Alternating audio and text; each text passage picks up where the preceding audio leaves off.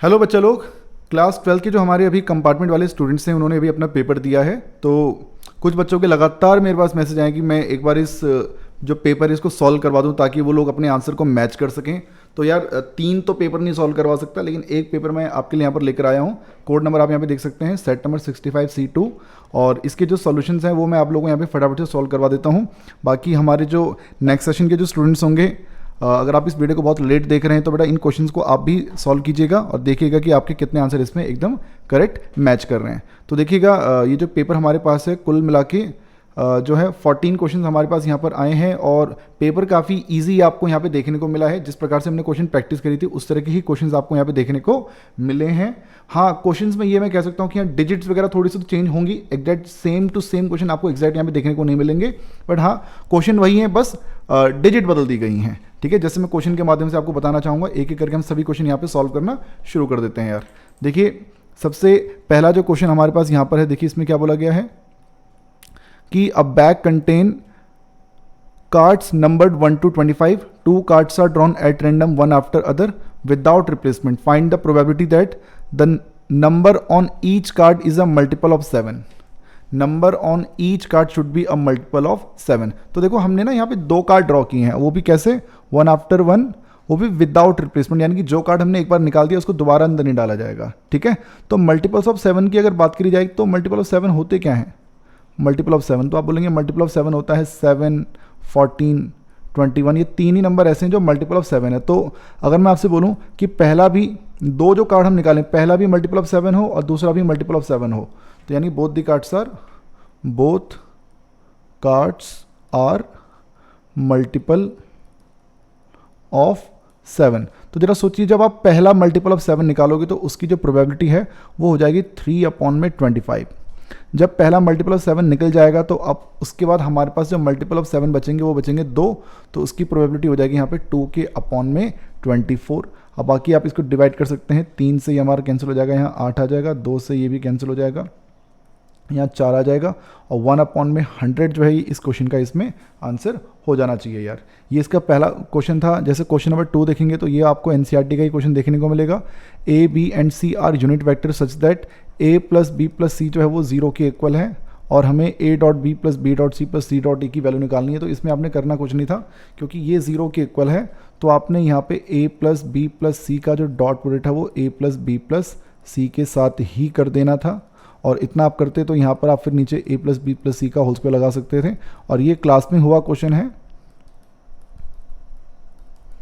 ये आप देख सकते हैं यहाँ पे, इसे इक्वल टू 0 रखेंगे तो देखो ये 1 है, ये 1 है, ये 1 है, इन तीनों में हमारा 2 कॉमन आ जाएगा, a dot B plus B dot C plus a dot C, और क्योंकि ये 1 1 1 राइट में जाएंगे तो इक्वल टू -3 बचेगा, और यहाँ से a dot B plus B dot C plus a dot C की जो वैल्यू आ जाएगी वो बन जाएगी -3/2। तो इस प्रकार से जो है ये क्वेश्चन भी हमारा यहाँ पे बन जाता है। क्वेश्चन 3 आप देखिएगा, क्वेश्चन 3 में हमारे पास चॉइस थी, 2 पार्ट हमें दिए गए थे, कोई एक करना था। और जो पहला क्वेश्चन है वो डिफरेंशियल इक्वेशन का क्वेश्चन उन्होंने दिया है, जैसे cos x into cos Y है, आगे dy है, यहाँ पे x log x प्लस 1 की पावर में इंटू में e की पावर में x है, और आगे dx है। तो क्लियरली मैं देख सकता हूँ cos y के साथ dy रहने देते हैं, और राइट साइड में x log x plus 1 into में ex और dx है। तो मैं इस x को अगर मैं राइट में भेज देता डिनोमिनेटर में, तो इतना हम कर लेते हैं। तो वेरिएबल्स हमारे देख सकते हैं कितने इजीली यहाँ पे वेरिएबल हमारे सेपरेट हो गए हैं। बहुत सिंपल क्वेश्चन उन्होंने दिया है यहाँ पे। अगर आप इसको भी इंटीग्रेट बोथ साइड करेंगे तो देखो लेफ्ट में बन जाएगा cos y का इंटीग्रेशन, राइट में देखो आप यहाँ पर x log x को जब आप x से डिवाइड करोगे तो ये बन जाएगा ओनली log x, इस 1 को भी x से डिवाइड करोगे तो 1/x, और यहाँ ex रहेगा। फिर आपने ना एक प्रॉपर्टी पढ़ रखी होगी कि e की पावर में x fx plus f dash x, अगर कभी ये हमारे पास आ जाए तो इस सिचुएशन में क्या करें, तो आंसर रहेगा e की पावर x fx। ये 7.6 का फॉर्मूला है। तो आप देख सकते हैं cos y का इंटीग्रेशन हो जाएगा sin y, cos y का इंटीग्रेशन sin y, और यहाँ पे log x का डेरिवेटिव देख सकते हैं 1/x है, और आगे ex लिखा हुआ है। तो मैं सीधा आंसर लिखूंगा e की power x into log x plus में k। ये हमारे इस क्वेश्चन का आंसर बन जाएगा। ये 2 नंबर का क्वेश्चन था। ऐसे ही यहाँ पर आप देख सकते हैं find the value of 2a minus में 3b, और यहाँ पर बोल दिया गया कि a and b represent, a represent करता है ऑर्डर को और b रिप्रेजेंट करता है इसमें डिग्री को। तो देखिए अगर आप इस x की मल्टीप्लाई अंदर कर भी दोगे तो ये बन जाएगा X Y D two Y by D X two की पावर में 3 X square D Y by D X की पावर में 2 माइनस में y, x तो नीचे वाला कट जाएगा, ओनली बचेगा D Y by D X equal to 0। तो आप इसमें देखेंगे ऑर्डर जो इसमें है वो 2 है, और जो डिग्री जो इसमें है डिग्री ऑर्डर 2 हम क्यों बोल रहे हैं, क्योंकि हाईएस्ट जो डेरिवेटिव 2 बार हुआ है इसमें। डिग्री की जहाँ तक बात करी जाए तो इसकी पावर 3 है, तो मैं यहाँ पे a की जगह पे 2 रख दूंगा, b की जगह पे 3 रख दूंगा, तो 4 माइनस 9 हमारा आंसर माइनस का 5 आ जाना चाहिए। सो ये हमारा राइट आंसर है। जिसने भी लिखा होगा उसको 2 नंबर पूरे मिलेंगे। देख सकते हैं अब तक सिंपल ही क्वेश्चन हमें देखने को मिले हैं। बाकी ये क्वेश्चन भी आप देखेंगे तो अगर आपने प्रॉपर्टीज़ पढ़ रखी हैं तो प्रॉपर्टीज़ के जरिए इस क्वेश्चन को कर सकते हैं। प्रॉपर्टीज़ नहीं पढ़ी हैं तो आप इसमें सीधा सब्स्टिट्यूशन लगा सकते हैं, इस 5 माइनस एक्स को टी लाइट कर सकते हैं। बाकी यह है कि मैं इस क्वेश्चन को अगर मैं प्रॉपर्टी के अकॉर्डिंग करता हूँ तो देखो आपने एक प्रॉपर्टी देखी थी कि कभी भी 0 से a की लिमिट हो, 0 से a की अगर लिमिट है तो इसमें हम लोग x की जगह पर हम लोग यहाँ पे a माइनस एक्स पुट कर सकते हैं, a माइनस एक्स। तो इस हिसाब से देखो 0 से 5 x की जगह पर 5 माइनस एक्स, 5 माइनस में x की जगह पर 5 माइनस एक्स dx रहेगा। यहाँ पे x 5 से ये 5 हमारा कैंसिल हो जाएगा। 0 से 5, इस 5 की मल्टीप्लाई हम इस रूट एक्स से कर देंगे। तो मैं डायरेक्ट इसको कर देता हूँ 5 इंटू रूट एक्स यानी कि x की पावर 1/2 और x इंटू रूट एक्स यानी x की पावर में 3/2। और जब मैं इसको इंटीग्रेट करूँगा बच्चों तो इंटीग्रेशन के टाइम पे आप देख सकते हैं पावर में एक प्लस होगा 3/2, अपॉन में भी 3/2 यहाँ पर आ जाएगा, माइनस में x की पावर में 5/2 और अपॉन में भी यहाँ पर 5/2 आ जाएगा। और इधर लिमिट रहेगी ऊपर 5, नीचे रहेगा ये 0। हाँ यहाँ पर थोड़ा ध्यान से आपको सब्स्टिट्यूशन करना पड़ेगा, जैसे 5 इंटू 10/3, 5 की पावर में 3/2, 2/5 x यानी 5 की पावर में 5/2। इस 0 को तो पुट करने की ज़रूरत नहीं है क्योंकि उसने पूरा 0 ही बन जाना है। तो यहाँ से इसने बन जाना है 10/3 और 5 की पावर में 3/2 यानी रूट 5 की पावर 3 है, तो ये हमारा बन जाएगा 5√5 एंड 2/5 ये हमारा बन जाएगा 25√5। और यहाँ पर भी आप देख सकते हैं ये हमारा बन जाएगा 50√5/3। This will be 5 into 2 10√5। सो 10 3 30 और ये 20√5 अपॉन में 3 जो है ये हमारे इस क्वेश्चन का आंसर इसका बनना चाहिए। ऐसे 2 नंबर में देखो एक ये क्वेश्चन हमें देखने को इधर मिला है। कहा गया कि a वेक्टर है, b वेक्टर है और c वेक्टर है। कहता है कि find a vector perpendicular to both. एक ऐसा वेक्टर फाइंड करो जो परपेंडिकुलर हो a प्लस बी पर भी और b माइनस सी पर भी। तो देखो पहले आपको यहाँ पर a प्लस बी निकालना पड़ेगा, फिर आपको यहाँ पे b माइनस सी निकालना पड़ेगा। ये 2 वेक्टर है हमारे पास और अगर मैं इनको प्लस करता हूँ, देखो a में मैं प्लस कर लेता हूँ b, तो i minus i 0, j plus 2j will be 3j और माइनस 2k प्लस 2k तो कैंसिल हो जाएगा। ये तो कैंसिल हो गया भाई, i से i कैंसिल हो गया, j प्लस 2j 3j बन गया, 2k से 2k कैंसिल हो गया। फिर आपको चाहिए b माइनस सी, b में से इस c को सब्ट्रैक्ट करना है। तो माइनस i से जब इस माइनस i को सब्ट्रैक्ट करोगे तो कैंसिल हो जाएगा। फिर 2j में आप सब्ट्रैक्ट करोगे 2j तो ये भी कैंसिल हो जाएगा। फिर 2k में से माइनस करोगे माइनस k तो आप देखेंगे प्लस का k यानी कि 3k बन जाएगा। सो गाइस ये हमारे पास a प्लस बी और b माइनस सी की वैल्यू आ चुकी है ना। हमें चाहिए नॉर्मल वेक्टर, एक ऐसा वेक्टर जो इस पे भी परपेंडिकुलर हो और इस पे भी परपेंडिकुलर हो। तो इसके लिए हमें यहाँ पर इसका क्रॉस प्रोडक्ट करना पड़ जाएगा। हम यहाँ पर इनका क्रॉस प्रोडक्ट कर लेंगे और उसके लिए आप तरीका जानते हैं, i j और k लिखते हैं।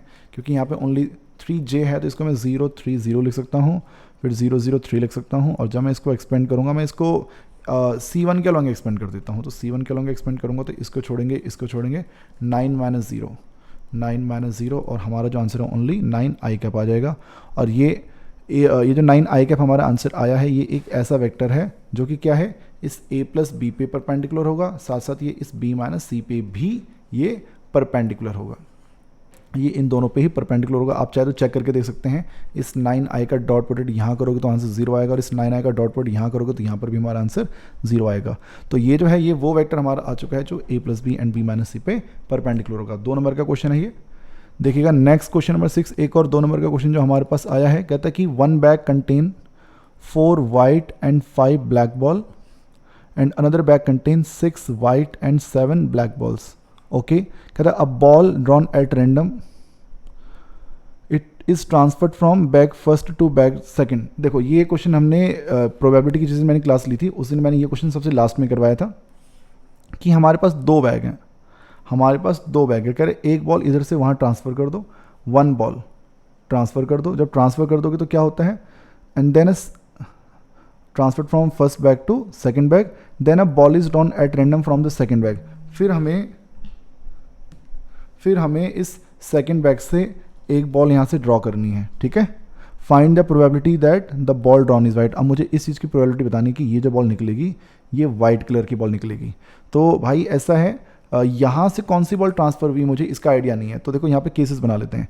जो हमारा बैग वन है, बैग वन, उसके अंदर 4 वाइट हैं, 5 ब्लैक बॉल हैं, राइट। जब आप एक बॉल ट्रांसफ़र करोगे तो ट्रांसफ़र होने वाली बॉल आपकी वाइट हो सकती है, वाइट इज़ ट्रांसफर्ड, और ट्रांसफ़र होने वाली बॉल आपकी ब्लैक भी हो सकती है, ब्लैक इज़ ट्रांसफर्ड। दोनों चीज़ें हो सकती हैं।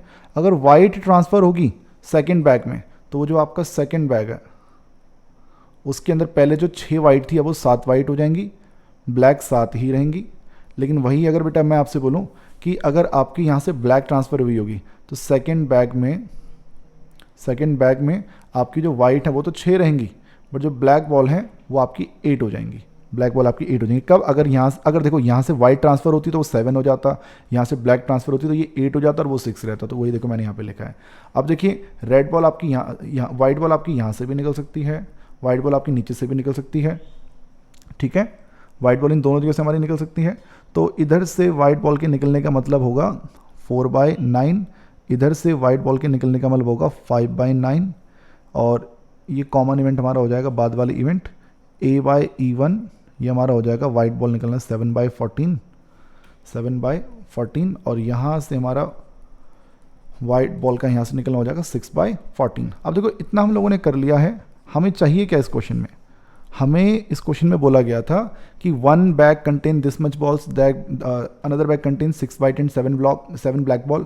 कहते कि a ball drawn at random transferred from first bag to second bag, एक बॉल यहाँ से वहाँ ट्रांसफर कर दो, then a ball drawn at random from second bag, तब हम यहाँ से बॉल निकालेंगे। अब यहाँ से जो बॉल निकलेगी, find the probability that this is white, यहाँ से जो बॉल निकलेगी ये वाइट होनी चाहिए, इस चीज़ की प्रोबेबिलिटी मुझे यहाँ पे फाइंड करनी है, यानी बाद वाली इवेंट की प्रोबेबिलिटी फाइंड करनी है। तो ये ए फाइंड करना है, इसके लिए फॉर्मूला था E1 A/E1 E2, total probability theorem का फॉर्मूला यहाँ पर आप लोगों को लगाना था। और आप देख सकते हैं फॉर्मूला यहाँ पे 4/9 है, 4/9 की मल्टीप्लाई आप 7/14 से करेंगे, तो 4/9 इंटू 7/14 प्लस यहाँ पे फिर हमारा है 5/9 इंटू में 6/14, ओके। सो मल्टीप्लाई करेंगे 7 चौक 28, 6 पंजे 30, और ये बन जाएगा 126, और ये बन जाएगा 58, बॉन में 1 to 6, 2 से अगर मैं इसको डिवाइड करता हूँ तो 29, यहाँ आ जाएगा 63। सो 29/63 हमारे इस क्वेश्चन का बन जाता है यहाँ पे आंसर, राइट। सो गाइस ये हमारा क्वेश्चन नंबर 6 है। यहाँ से अब आपका सेक्शन बी स्टार्ट हो जाएगा। यहाँ से आपका हर एक क्वेश्चन 3 नंबर का होगा, और आप देख सकते हैं यहाँ पे find the distance between the following parallel lines. Question ने खुद ही बोल दिया कि लाइन पैरेलल है, और ये कॉन्सेप्ट मैंने आपको अलग से बताया था कि भाई हर बार बच्चा स्क्यू लाइंस के बीच की डिस्टेंस तो समझ जाता है, पैरेलल लाइन के बीच की डिस्टेंस का फॉर्मूला बच्चा याद करके नहीं जाता। तो यहाँ पर देखो ऐसा है, दो वेक्टर हमारे पास हैं, A1 वेक्टर है 2i + j - k, A2 vector हमारे पास है गाइज वो है i - 2j + k, B vector बेटा हमारे पास है i + j - k, ठीक है।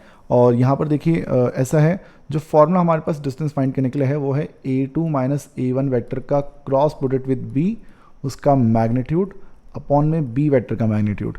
तो भाई सबसे पहले देखो मैं यहाँ से A2 - A1 निकाल लेता हूँ, तो i में से माइनस करेंगे 2i will be -i, -2j -j will be minus का 3j, k and plus k will be 2k, right. i - 2i - i -2i -j -3j, k + k 2k, और यहाँ से मैं A2 - A1 का cross product कर लूँगा B के साथ। तो आप जानते हैं i, j एंड k लिखेंगे।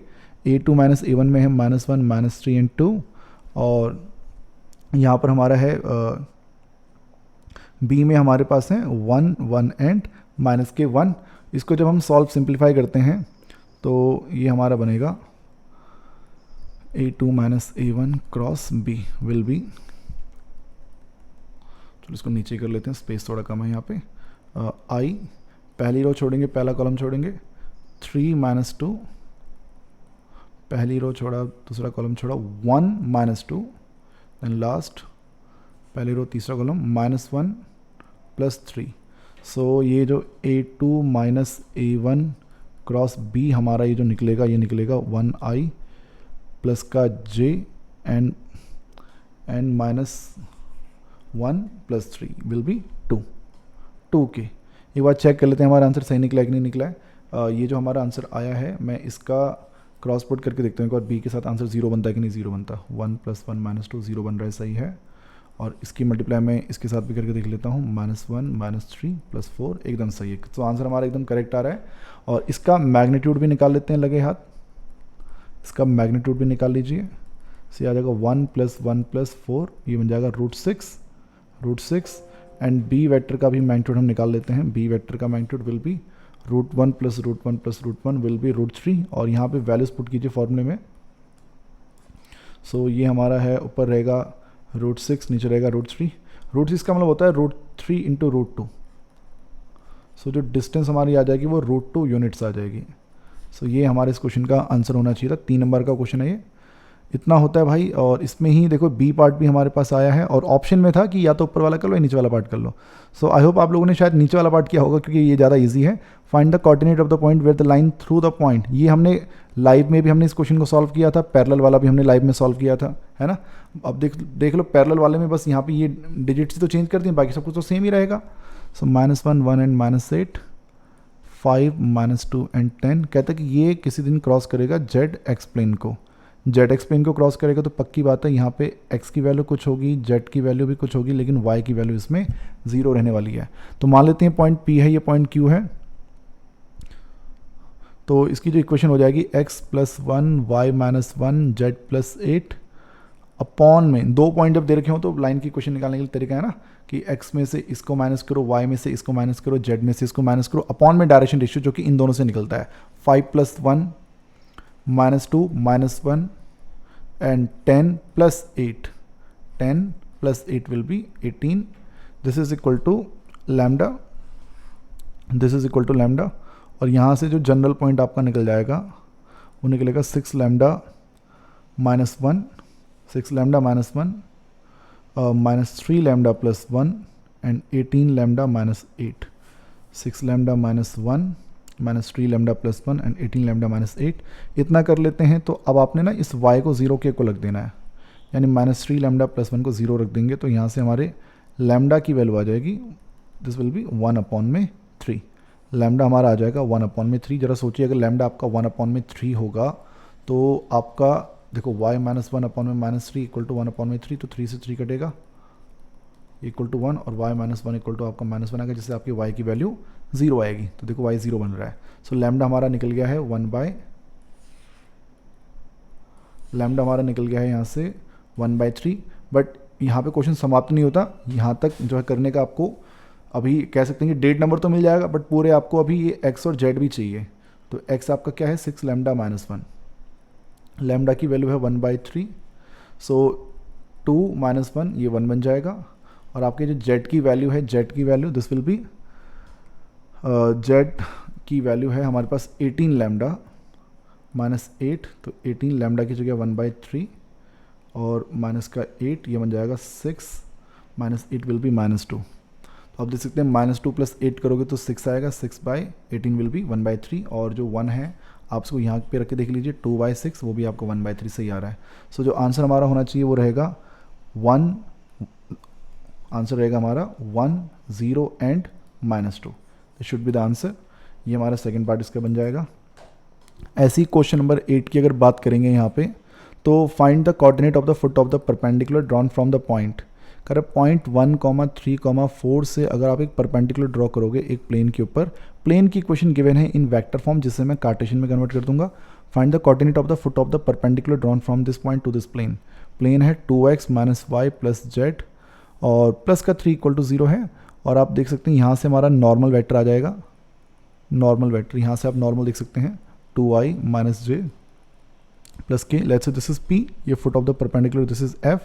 मैं आपसे बोलूँ कि इक्वेशन ऑफ पी एफ क्या होनी चाहिए, पी एफ की इक्वेशन क्या होनी चाहिए, तो x-1 y-3 z-4 और अपॉन में है हमारा नॉर्मल पैरेलल वेक्टर। तो पैरेलल वेक्टर हमारा है 2 -1 एंड 1 इक्वल टू, जब आप इसको लैम्डा रखेंगे तो आपको एक जनरल पॉइंट मिल जाएगा। जनरल पॉइंट जो आपको मिलेगा वो हो जाएगा 2 lambda plus 1 minus lambda plus 3 and minus lambda plus 3 and lambda minus 4। सो देख सकते हैं 2x-1 y-3 z-4 अपॉन में 2 -1 and 1 x equal to 2 lambda plus 1 minus lambda plus 3 and lambda plus 4। और जो प्लेन की इक्वेशन है वो है हमारे पास कितना, 2x minus Y plus Z plus 3 equal to 0। यहाँ पर आप x की जगह रख दीजिए 2 लैम्डा प्लस 1, y की जगह माइनस लैम्डा प्लस 3 और z की जगह लैम्डा माइनस 4, प्लस का आपका रहेगा 3 इक्वल टू 0, 4 लैम्डा प्लस 2 प्लस का लैम्डा माइनस 3 प्लस का लैम्डा माइनस का 4 प्लस का 3 इक्वल टू 0, 4 4 5 6 लैम्डा, 3 से 3 कैंसिल हो जाएगा और ये प्लस का 2 और ये माइनस का 4 विल बी प्लस का 2 एंड माइनस का 4 विल बी माइनस का 2, ये इक्वल टू 2 आ जाएगा और यहाँ से लैम्डा की वैल्यू आ जाएगी 1/3। और क्योंकि आंसर फ्रैक्शन में आ रहा है तो मैं एक बार अपने आंसर को एक बार क्रॉस चेक कर लेता हूँ कि सही है कि नहीं है। मैंने ये एकदम सही निकाला हुआ है, 2 lambda plus 1 minus lambda plus 3 and lambda minus 4 lambda plus का 4। ओहो मिस्टेक है मेरी, यहाँ पर मैंने एक मिस्टेक कर दी है, ये लैम्डा प्लस का 4 होगा, प्लस का 4 लैम्डा प्लस का 4। सो यहाँ जब लैम्डा प्लस 4 रखेंगे सो ये आपका है प्लस 4, 4 और 2 6। ओके, सो नाउ देख सकते हैं 4 5 और 6 लैम्डा माइनस 3 से 3 कैंसिल, 4 प्लस 2 विल बी 6 और इक्वल टू 0। लैम्डा मेरा आ जाएगा माइनस का 1, लैम्डा मेरा आ जाएगा माइनस का 1। इस लैम्डा को मैं इधर पुट कर लेता हूँ। सो जो मेरा फुट आ जाएगा, फुट वो बन जाएगा -2 plus 1 plus 1 plus 3 and -1 plus 4 will be 3। सो ये हमारा फुट ऑफ द परपेंडिकुलर होना चाहिए। एक बार चेक कर लेते हैं कि ये आंसर मेरा सही आ रहा है कि नहीं आ रहा है। मैं इस पॉइंट को ज़रा यहाँ पे रख के देखता हूँ। ये हमारा बनेगा x की जगह मैं -1 रखता हूँ तो माइनस का 2 माइनस का 4 प्लस का 3 प्लस का 3। सो ये सेटिस्फाई तो कर रहा है भाई, बिल्कुल सेटिस्फाई कर रहा है। सो यानी कि ये हमारा फुट ऑफ द परपेंडिकुलर एकदम हमारा सही यहाँ पे निकल चुका है यार। सो बच्चा लोग ये क्वेश्चन भी हमारा सही बन जाता है। बढ़ेंगे अगले की तरफ। ये देखिए बड़ा ही सिंपल सा क्वेश्चन हमारे पास आया था। मैंने जैसे कि आपको बोला था कि 7.5, 7.4 और 7.6 से आपको क्वेश्चन देखने को मिलते हैं। ये देखो पहला क्वेश्चन मैं आपको ये दिखा रहा हूँ, अभी एक क्वेश्चन और दिखाऊंगा। अभी साइन इनवर्स एक्स जो हमारे पास आया है, ये सिंपल एनसीईआरटी का डायरेक्ट क्वेश्चन है। इस पर आपको सिंपल बाई पार्ट्स लगाना था। आप इस पर बाई पार्ट्स लगाते तो देखो first as it is, second 1 का इंटीग्रेशन एक्स माइनस फर्स्ट का डेरिवेटिव और सेकेंड 1 का इंटीग्रेशन हो जाएगा एक्स डी एक्स।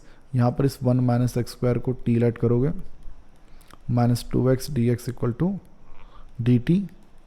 यहाँ लेफ्ट में रहेगा x sine inverse x, root के अंदर यहाँ रहेगा t और जो x dx है, x dx बन जाएगा dt के अपॉन में -2 और x sine inverse x minus minus plus का 1/2 और 1/√t जो वो 2√t बन जाएगा प्लस में k। और यहाँ से भी आप देख सकते हैं x साइन इनवर्स x, 2 से 2 कैंसिल, रूट t है, t की जो वैल्यू है वो होती है 1 माइनस एक्स स्क्वायर, प्लस में हमारा k आ जाएगा, ये भी बन जाता है। फिर नेक्स्ट देख सकते हैं जो अगला क्वेश्चन हमारे पास है, क्वेश्चन नंबर 10। ये भी हमारा 3 नंबर का क्वेश्चन आया है। Find the area of the region. देखो X square plus Y square less than equal to 9 है। सो क्लियरली ये तो एक सर्कल को रिप्रेजेंट कर रहा है। सेंटर इसका 0 0 है, रेडियस इसकी यहाँ पे 3 है और ऐसी जो सेकंड है हमारा कि x plus Y greater than equal to 3 होना चाहिए। सो अगर मैं इसके डायग्राम को अगर मैं ड्रॉ करता हूँ तो देखो ये आपको कुछ इस तरह से देखने को मिलने वाला है। सर्कल आप बनाएंगे, सर्कल अगर आप बनाते हैं तो ये आपको एक सर्कल भी यहाँ पे देखने को मिल जाएगा। देख सकते हैं सर्कल हमारे बन जाते हैं जिसका सेंटर 0 0 है, रेडियस इसकी 3 है, 3,0 0,3 और यहाँ पे ये लाइन की अगर मैं बात करूँ x0 तो y3 और y0 तो x3, तो ये दोनों पॉइंट भी हमारे ऑलरेडी बने हुए हैं। सो लाइन भी हमारी आ जाएगी यहाँ पे, इसमें भी कोई ऐसी दिक्कत वाली बात नहीं है। सो ये लाइन भी आ चुकी है, सर्कल भी हमारा यहाँ पे आ चुका है। और अब प्रॉब्लम क्या है कि पता नहीं चलता कि कौन सा रीज़न हमें शेड करना है। तो देखो ये है 0,0, ये 0 0 जो है वो इस लाइन की इस इक्वेशन को सेटिस्फाई नहीं करेगा, क्योंकि 0 ग्रेटर देन 3 नहीं होता है। तो यानी सॉल्यूशन इस तरफ नहीं है, सॉल्यूशन हमारे यहाँ पर होंगे।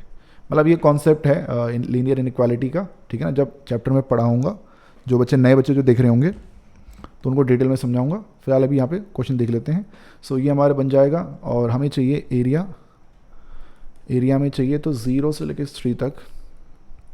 पहले मैं सर्कल को इंटीग्रेट कर देता हूँ, वाई डी एक्स सर्कल वाला, माइनस 0 से लेकर 3 तक मैं लाइन को इंटीग्रेट कर देता हूँ। सर्कल में जो हमारे y की वैल्यू है, दिस विल बी रूट के अंदर 3 का स्क्वायर माइनस एक्स का स्क्वायर, और लाइन में जो y की वैल्यू हमारी रहेगी विल बी 3 माइनस एक्स।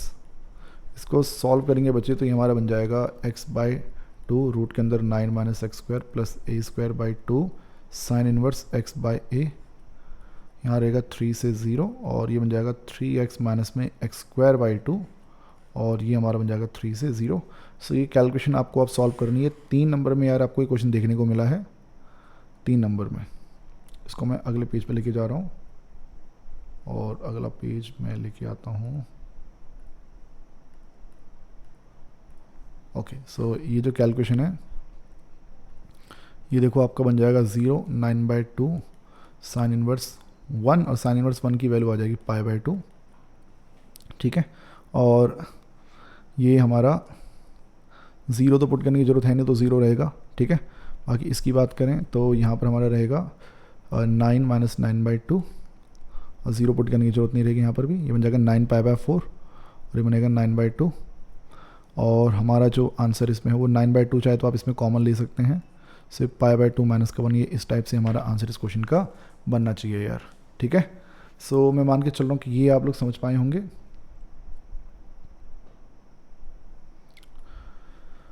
बाकी अगर इस सर्कल की अगर हम बात करें तो सर्कल का जो एरिया है वो होना चाहिए था πr², यानी रेडियस की 3, तो आंसर 9 पाई आना चाहिए था। अपॉन में हमारा 4 भी आ रहा है। इसमें क्या मिस्टेक करी मैंने कोई, X square plus Y square equal to 9 है, x/2 रूट के अंदर 9 minus square a square by 2 sine inverse x by a। Okay, great great great, ठीक है ठीक है, सही। हाँ, आंसर हमारा सही है, तो चारों एरिया का आ जाएगा, ठीक है। ये हमारा सही आंसर आ गया बेटा एकदम। और अगर मैं इसकी बात करूं कि ये सही है कि नहीं है, एक बार भी चेक कर लेते हैं। बेस इंटू हाइट 3 3 9 9/2 आ रहा है कि नहीं आ रहा है, ये भी एकदम सही आ रहा है, ठीक है। सो ये हमारा फाइनल आंसर इसमें हमारा बन चुका है। 9/2 कॉमन लिया तो π/2 माइनस का 1। बढ़ेंगे नेक्स्ट की तरफ। अगला देखिएगा, हमारा जो क्वेश्चन हमारे पास है, find the particular solution of this differential equation. देखो डिफरेंशियल इक्वेशन जो हमें दी है, यहाँ पर आप इसमें एक चीज़ देखेंगे कि जैसे 1 प्लस साइन एक्स है, dy बाई डी एक्स है, इक्वल टू में x माइनस में y कॉज एक्स हमारे पास है। तो वेरिएबल्स को अगर मैं सेपरेट करना चाहूँ तो वो हो नहीं सकता। उसका रीज़न क्या है कि यहाँ पे x और y के बीच में देखो यहाँ माइनस का साइन लगा हुआ है, तो ये गड़बड़ है। वेरिएबल सेपरेबल ये नहीं है, होमोजेनस भी ये नहीं है। लगी बात, हम चेक कर लेते हैं कि क्या इसको लीनियर की तरह सॉल्व किया जा सकता है। तो ये जो माइनस एक्स और माइनस वाई कॉज एक्स है, इसके अपॉन में मैं लिख लेता हूँ 1 प्लस साइन एक्स, और यहाँ पर भी 1 प्लस साइन एक्स, तो dy बाई डी एक्स रहेगा। इस पूरे को उठा के मैं लेफ्ट में ले आता हूँ, y कॉज एक्स अपॉन में 1 प्लस साइन एक्स, राइट में रहेगा minus x 1 plus sine x. इतना हो जाता है। तो अब आपसे बोला जाए कि बताओ भाई p कितना और q कितना है। p हमारा हो जाएगा cos x के अपॉन में 1 प्लस साइन एक्स, q हमारा बन जाएगा माइनस एक्स के अपॉन में 1 प्लस साइन एक्स।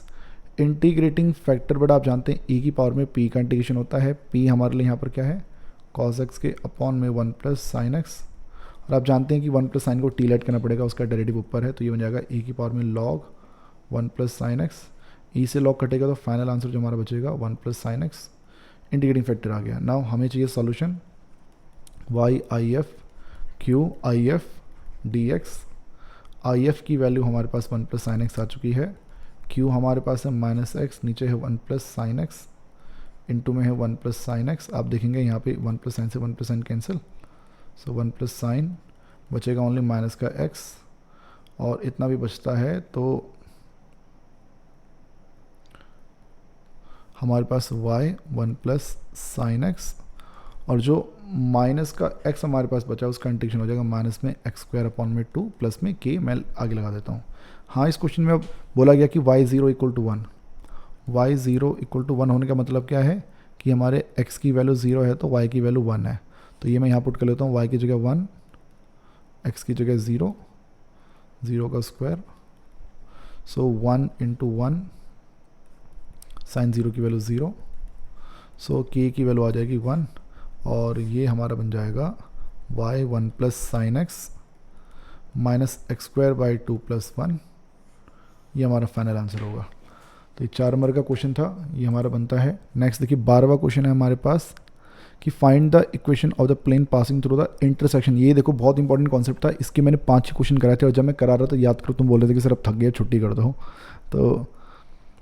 तो देखिएगा 2x प्लस 2y माइनस में 3z इक्वल टू 7, फिर है 2x प्लस 5y प्लस का 3z equal to 9, 2x plus 2y minus 3z equal to 7, 2x plus 5y plus 3z equal to 9, passing through the point 2 1 9। तो देखो सबसे पहले तो हमें क्या निकालना है, equation of plane through intersection.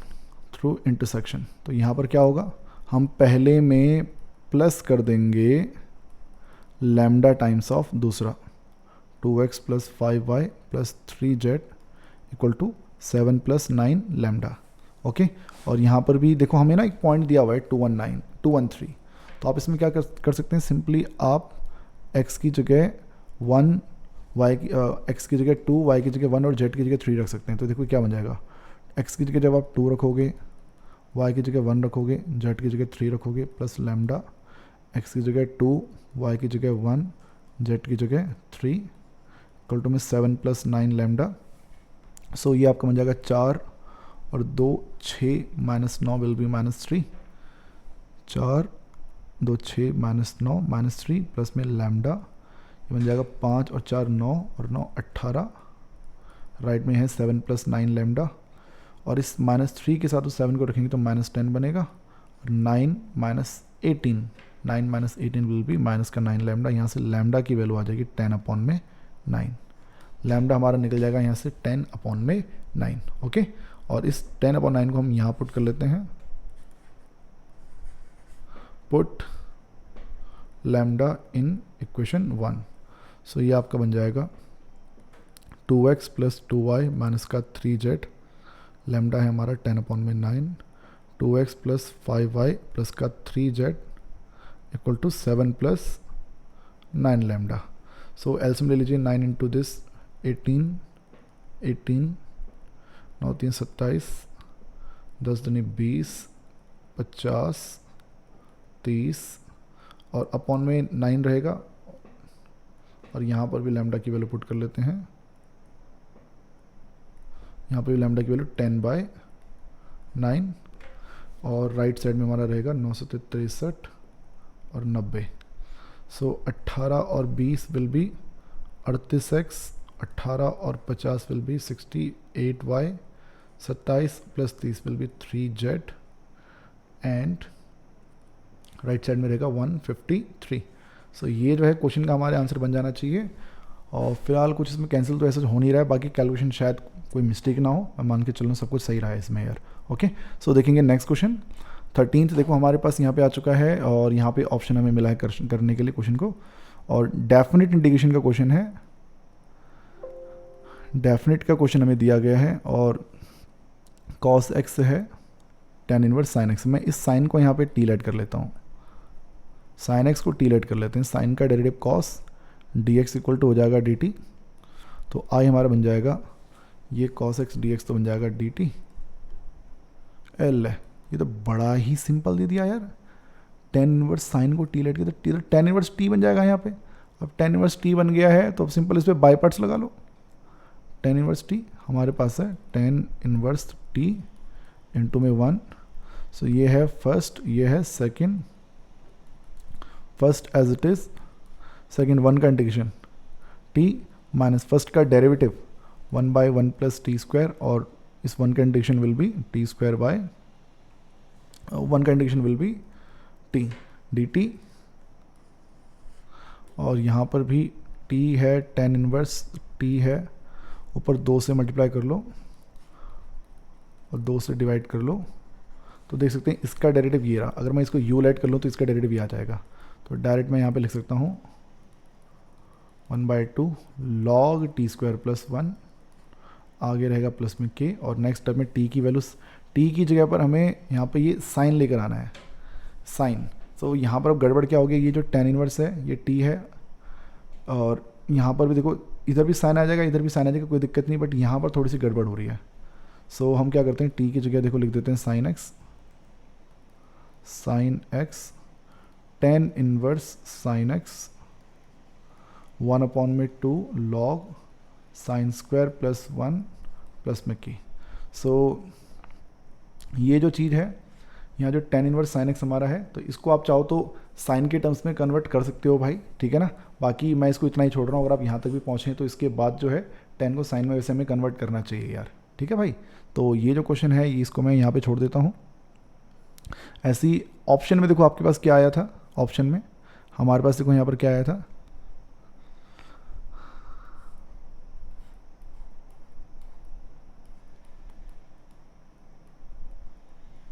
देखिएगा जैसे कि मैंने बोला था पार्शियल फ्रैक्शन से क्वेश्चन आपको देखने को मिलता है यार।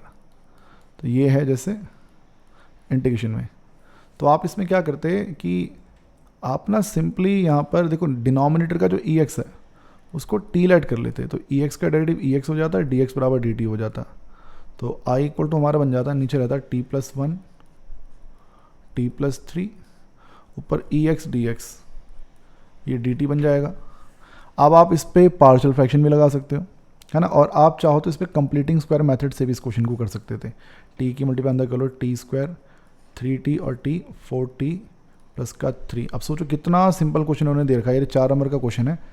पता नहीं कौन बच्चा कमेंट करके कह रहा था कि इंटीग्रेशन बहुत मुश्किल आई थी, बट भाई जिसने थोड़ी सी अगर इंटीग्रेशन पढ़ी होगी तो ये मुश्किल नहीं है यार, ये मुश्किल तो बिल्कुल भी नहीं है। जो आपका बोर्ड का जो एक्चुअल पेपर होता है वो तो बहुत टफ था फिर इसके मुकाबले यार। तो टी का जो कॉफिशिएंट 4 है, 4 यानी 2 का स्क्वायर ऐड भी किया, सब्ट्रैक्ट भी किया, आगे प्लस का 3 डी टी।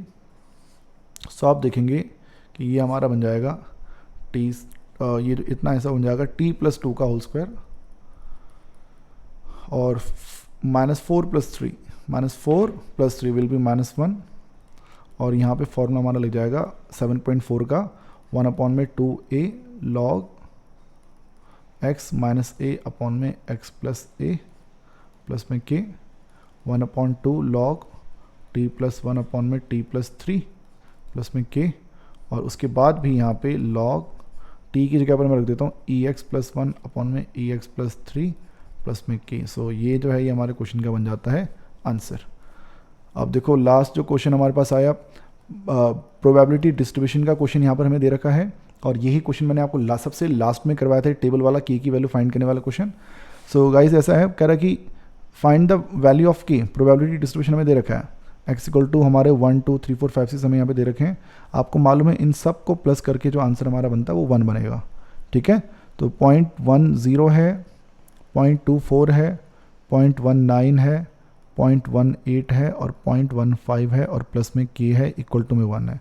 तो इनको प्लस कर लेते हैं यार, 15 और 18 33, 33 और 19 43 53 52, 52 और 24 62 72 76 86, 0.86 प्लस में k, एक बार क्रॉस चेक कर लेता हूँ, 4 9 4 13 8 13 8 21 5 26 का 6 2 इधर 3 2 5 6 7 और 1 8 86 एकदम सही आ रहा है, इक्वल टू 1, और k की वैल्यू यहाँ से 1 माइनस 0.86 यानी कि 0.14 इधर हमें k की वैल्यू मिल जाएगी।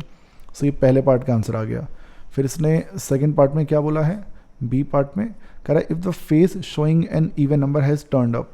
लो भाई इसमें इन्होंने अब कंडीशनल प्रोबेबिलिटी डाल दी है कि कुछ चीज़ हो चुकी है और कुछ चीज़ हमें फाइंड करनी है।